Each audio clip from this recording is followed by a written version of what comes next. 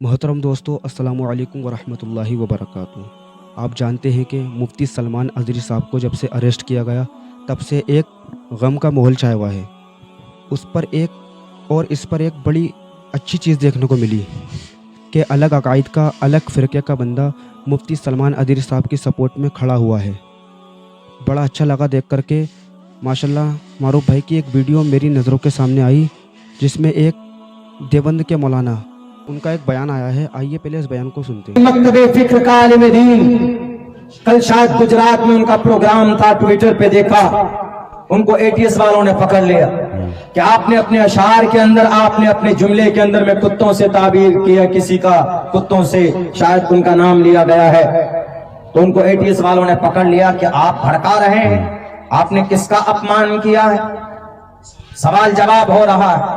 टोपी और दाढ़ी वाला था, मौलाना था, सलमान नाम था, शेरवानी थी, तो आपने पकड़कर फौरन अंदर सही कर बात दिया। है भैया, सही। वहीं पर राजा सिंह तो बहुत भोगता है, वो तो कुत्ते ही की तरह भोगता है, खुलकर बोलता है, उसको नहीं पकड़ा जाता, गाली देता है। उत्तर प्रदेश राजा के अंदर भैया। में कई सारे ऐसे लीडर हैं जो हिंदू मुस्लिम को लड़ाने के लिए बातें करते हैं। सोशल मीडिया में सैकड़ों वीडियोस मौजूद हैं, आप देखेंगे तो आपको पता चलेगा कि अनाप शनाप माइनॉरिटीज के खिलाफ गाली बकते हैं। किसी को एटीएस वालों ने पकड़कर अंदर नहीं किया।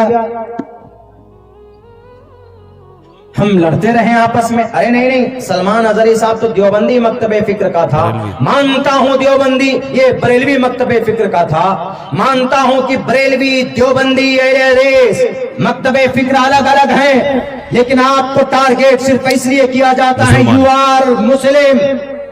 सलमान अपने आप को मुसलमान क्यों नहीं मानता? एक दूसरे की मदद में क्यों नहीं खड़ा होता? सवाल करना चाहिए गुजरात एटीएस से कि मुफ्ती साहब ने अगर कुत्तों से ताबीर की है तो कोई गलत नहीं की, इसलिए कि बेटियों की इज्जत को लूटते हैं।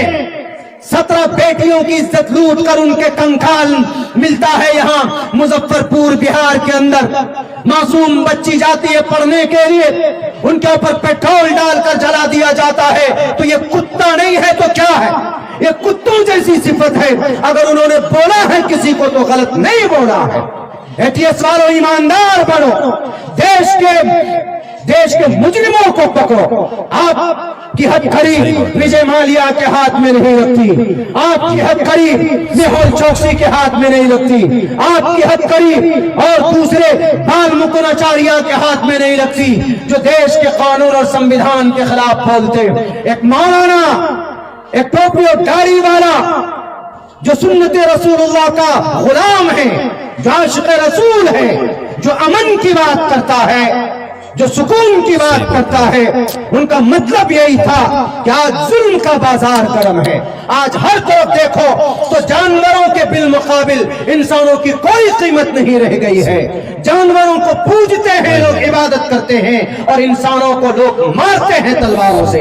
ये कुत्ता गिरी नहीं है तो क्या है?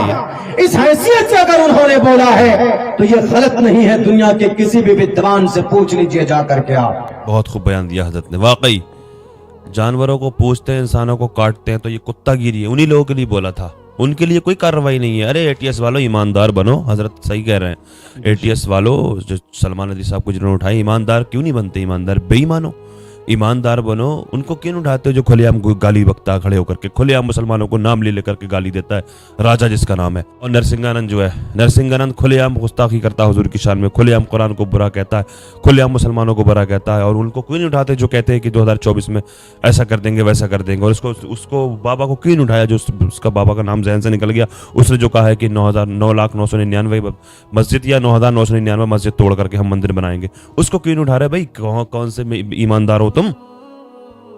जुल्म को बंद करो, मुसलमानों एक हो जाओ, मुसलमानों एक हो जाओ, वरना एक एक करके सबकी बारी आनी है। मुसलमानों एक हो जाओ। अल्लाह करे समझ अता फरमाए, अल्लाह समझ अता फरमाए।